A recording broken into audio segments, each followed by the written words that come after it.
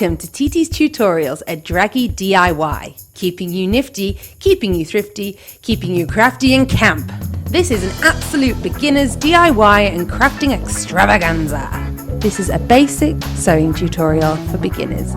I'm going to be showing you how to make a simple 60s go-go dress with no buttons, zips or fastenings.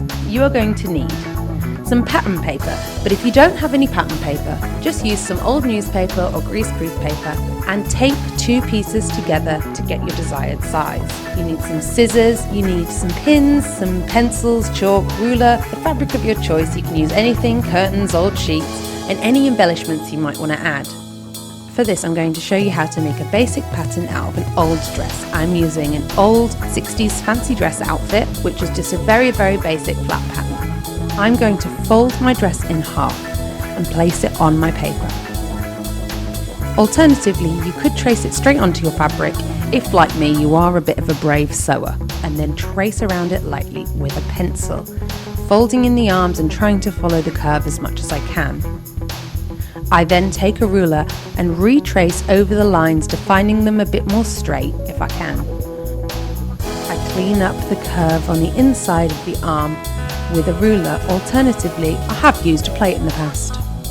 I add a little bit more of a kick to the skirt by just pulling the line out slightly. Label your sides just so you don't get confused, and cut around the template nicely, adding 1/2 inch along the sides for seam allowance.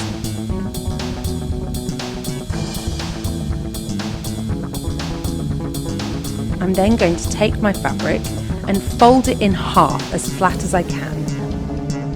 I then take my template and I place the inside seam that I've drawn on the fold of the fabric. I then pin it into place and cut it out nicely. Because you've got that fold in the middle of the dress, you'll see then that the front will fold out into one piece. I then use my first dress piece as a template for the second piece, again folding the fabric in half and putting the front middle seam on that fold and cutting around it nicely. Basically, just making two of the same piece. I then place the pieces on top of each other with the pattern facing inwards and pin along the side seams and the sleeve seam, making sure I leave enough room between the hem and the pins so that I can sew the seam. At this point, it's basically like you've pinned a dress inside out. To make a sleeve pattern, I'm going to fold a piece of paper in half. Again, you don't have to use pattern paper, you could just use some old newspaper, putting the two folds in the same place. I again trace along the outside of the sleeve. I decided to make some design choices and flare the sleeve out a bit. So I used the curve of my ruler to flare it out. Again, alternatively, you could just freestyle it. Make some creative choices. If you want your sleeve to be a different shape, make it a different shape. You're going to again pin your template on top of your folded fabric and then cut around, giving myself a bit of extra space. Again, I repeat the process, using my first sleeve as a template to make my second sleeve.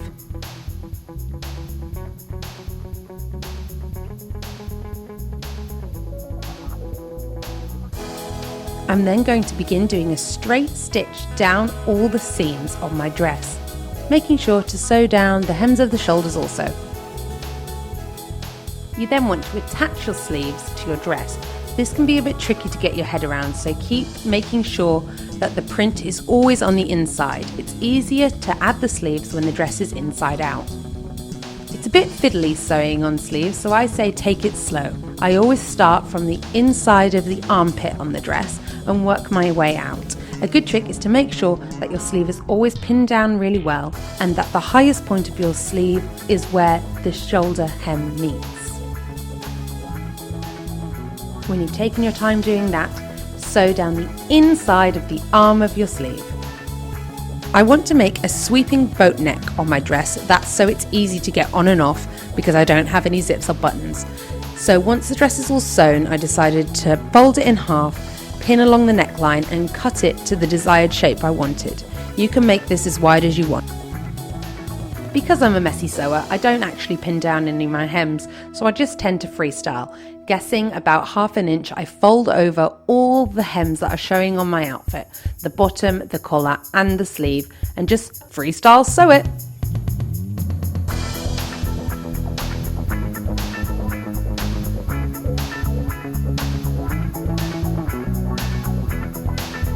Again, because this is drag, I'm going to add some embellishments. You can add whatever embellishments you want to your garment. I've chosen to use some ostrich feather trim, which I had lying around in a drawer for ages. I sew the ribbon on the trim to the inside hem of the bottom of my dress, the collar of my dress, and the sleeves of my dress. I also decided to embellish the front of my dress by adding some little brooches that I picked up in the charity shop for £1. I also had this old piece of ribbon that I cut up and a few rhinestones that I also stuck on.